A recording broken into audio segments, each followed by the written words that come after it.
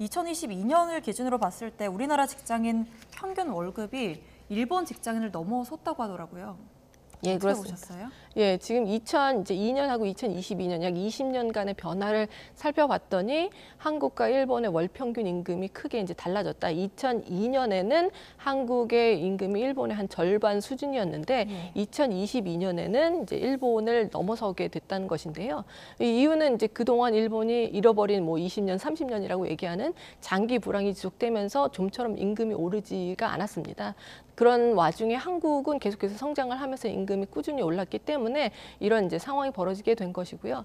따라서 일본의 장기 불황 상황에서 한국은 계속해서 임금이 오르면서 급기야 2022년에는 한국의 임금 수준이 일본을 넘어서게 된 것입니다. 그래서 이것은 이제 그동안의 경제 상황이 두 나라가 너무 달랐던 것이 이제 반영된 결과라고 볼 수가 있겠습니다. 자, 어찌됐든 우리나라가 성장을 거듭하는 사이에 일본은 약간 제자리 걸음에 머물러 있었던 영향인 것 같은데 이제 일각에서는 이제 노동 생산성이 일본에 밀리는 상황에서 급여만 오른 거 아니냐라는 뭐 얘기도 나오고 있던데 여기에 대해서는 어떻게 평가하십니까, 교수님?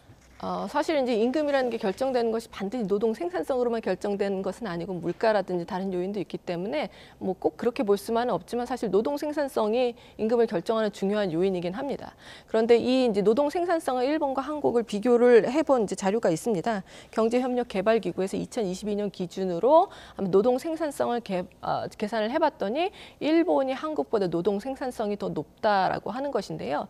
이 노동 생산성이라는 것이 무엇이냐면 GDP를 총 노동 시간으로 나눈 겁니다. 네. 그러면 그 노동 시간 1시간당 GDP, 즉 노동 시간 1시간을 투입해서 평균적으로 이제 생산하는 총 부가가치를 바로 노동 생산성이라고 볼 수가 있는데요. 그리고 이 노동 생산성이 높다는 것은 같은 시간을 투자해서 훨씬 더 많은 부가가치를 창출해낼 수 있다는 의미죠.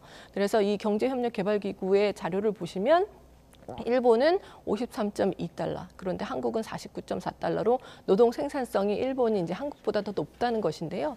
그동안에 이제 경제 성장 과정을 보면 이제 한국이 일본보다 임금이 더 높아진 것이 이제 어느 정도 정당화되는 측면이 있지만 노동 생산성이 동반되지 않은 임금 상승은 사실은 굉장히 많은 부작용을 일으키게 됩니다. 결국엔 부실화에 연결이 되기 때문에 한국도 이제까지 이제 임금이 성장한 것 그리고 앞으로 성장할 때는 노동 생산성이 뒷받침될 수 있도록 생산성 향상을 위한 여러 가지 이제 정책들이 추진이 되어야 될 것으로 보고 있습니다.